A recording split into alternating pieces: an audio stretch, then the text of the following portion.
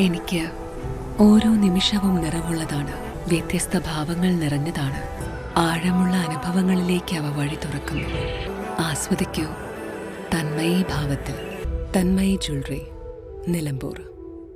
മലയോര ഹൈവേ നിർമ്മാണം ചോക്കാട് അങ്ങാടിയിൽ തടസ്സപ്പെട്ടതിന് പരിഹാരമായില്ല. അങ്ങാടിയിൽ 15 മീറ്റർ റോഡ് വീതി കൂട്ടണമെന്ന നാട്ടുകാരുടെ ആവശ്യമാണ് തീരുമാനമാകാതെ പോകുന്നത്. ഇതോടെ ദ്രുതഗതിയിൽ പുരോഗമിക്കുന്ന റോഡ് നിർമ്മാണം ചോക്കാട് ഇനിയും വൈകും.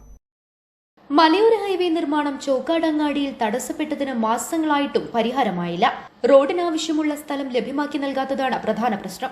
പൂക്കോട്ടുംപാടം കാളികാവ് റീച്ചിൽ ചോക്കാട് അങ്ങാടിയിൽ മാത്രമാണ് യാതൊരു നിർമ്മാണ പ്രവർത്തനവും നടക്കാത്തത്. 15 മീറ്ററെങ്കിലും വീതി കൂട്ടി പണിയണമെന്നാണ് നാട്ടുകാരുടെ പ്രധാന ആവശ്യം. AP അനിൽകുമാർ MLA നേതൃത്വത്തിൽ 2 തവണ സർവകക്ഷി യോഗം ചേർന്നിരുന്നു.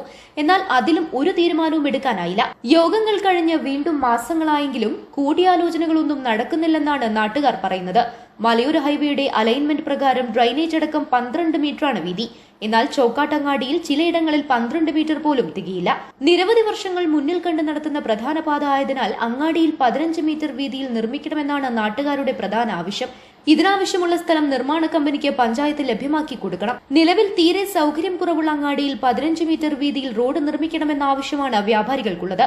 ഇതിനിടെ റോഡ് വീതി കൂട്ടുന്നതിനിടെ കെട്ടിട ഉടമകൾ രംഗത്ത് വന്നിട്ടുണ്ട്. ഇതോടെ കൂടിയാലോചനകളെല്ലാം വഴിമുട്ടിയിരിക്കുകയാണ്. 12 മീറ്റർ വീതിയിൽ റോഡ് നിർമ്മിച്ചാൽ അങ്ങാടിയിലെ ഓട്ടോ അടക്കമുള്ള ടാക്സികൾ നിർത്തിയിടാനും കടയിലേക്ക് വരുന്ന സ്വകാര്യ വാഹനങ്ങളോ മറ്റോ പാർക്ക് ചെയ്യാനും സ്ഥലമുണ്ടാവില്ല. ചോക്കാട് അങ്ങാടിയിൽ മാത്രമല്ല, ആനക്കല്ല്, നാരായണൻ വളവിലടക്കം ഇപ്പോഴും കയ്യേറ്റങ്ങളടക്കം ഒഴിപ്പിച്ച സ്ഥലം ലഭ്യമാക്കിയിട്ടില്ല. കാളികാവ് പൂക്കോട്ടുംപാടം റീച്ചിൽ 2 ഭാഗത്തും റോഡ് പണി ദ്രുതഗതിയിൽ പുരോഗമിക്കുന്നുണ്ട്. ചോക്കാട് അങ്ങാടി ഉൾപ്പെടെ റോഡ് വീതി കൂട്ടി പണിയുന്നത് നാടിന്റെ പുരോഗതിക്ക് അനിവാര്യമാണെന്ന് നാട്ടുകാർ പറഞ്ഞു. News bureau, Chokkad. സ്വന്തം ഹൈസ്പീഡ് ഇന്റർനെറ്റ്, നമ്മുടെ സ്വന്തം ഇന്റർനെറ്റ്.